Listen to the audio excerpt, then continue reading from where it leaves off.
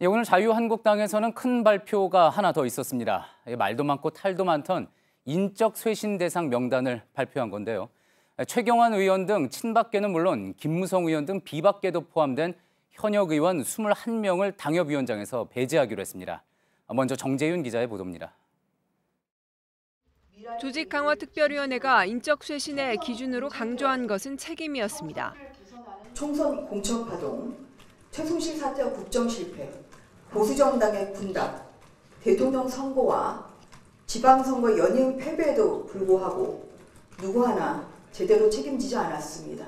명단엔 친박계와 비박계 의원들이 고루 이름을 올렸습니다. 조강특위의 명단 선정 기준에 따라 2016년 총선 공천 파동 책임자로는 김무성, 원유철 의원 등이, 최순실 사태에 따른 국정 실패 책임자로는 최경환, 홍문종, 윤상현 의원 등이 포함된 거란 게 한국당 관계자의 설명입니다.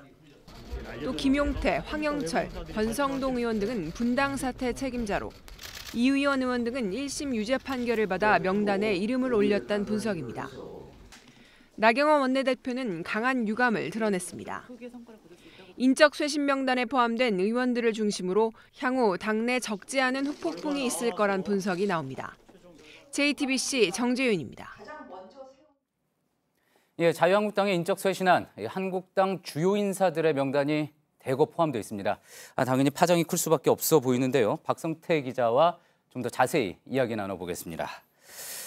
자, 박 기자, 이 지목된 인사들의 반발 당연히 거세일 거라고 예상을 해볼 수가 있겠죠? 그렇습니다. 개파로 본다면 비박이 9명, 친박이 12명이 인적 쇄신 대상에 올랐습니다. 아직 공식적인 반발은 없는데 최근 친박의 입장을 대변해온 홍문정 의원은 JTBC와의 통화에서 현재로서는 유구무원이다.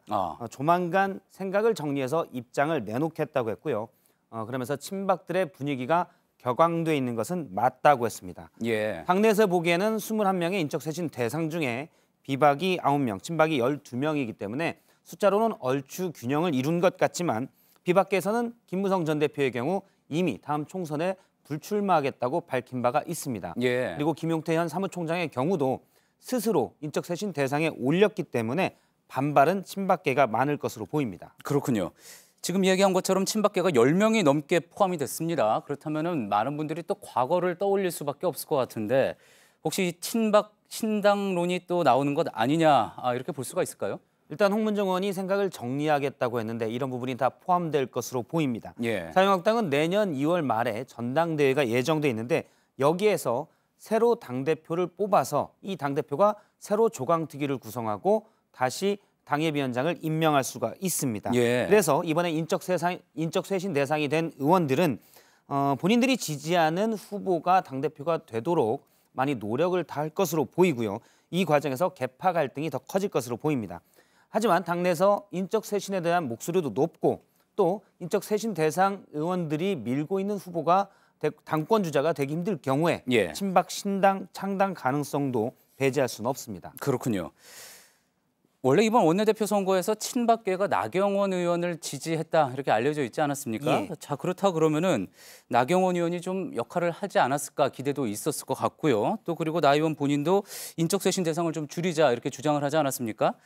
하지만 조강특위 안대로 다 결정이 된 것 같습니다. 그렇습니다. 오늘 오후 1시 20분부터 시작된 조강특위는 5시가 거의 다 돼서야 결론을 내놨고요.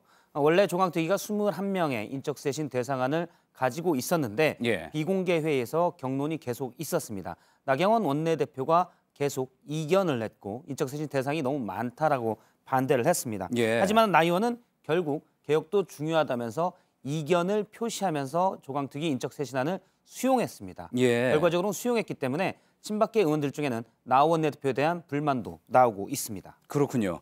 자, 이 부분도 좀 눈에 띕니다. 김무성 전 대표 같은 경우는 현재도 당협위원장이 아니지 않았습니까? 그런데 인적 쇄신 대상에 포함이 됐고요. 또 홍준표 전 대표의 경우도 궁금한 부분이기도 합니다. 그렇습니다. 현재 당협위원장이 아닌 현역 의원이 6명이 포함이 돼 있습니다. 김무성 전 대표와 구속돼 있는 최경환 의원, 원유철, 김지원 의원 등인데요. 이들은 앞으로 당협위원장 공모를 할 때도 응할 수 없다는 게 조건입니다. 예. 그리고 홍준표 전 대표의 경우 이번에 쇄신 대상에 빠져 있는데요.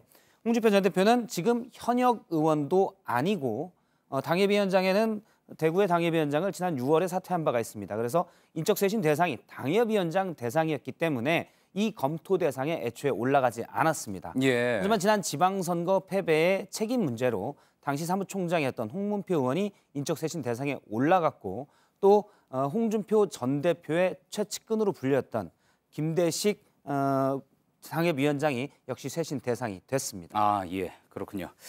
잘 들었습니다. 박성태 기자였습니다.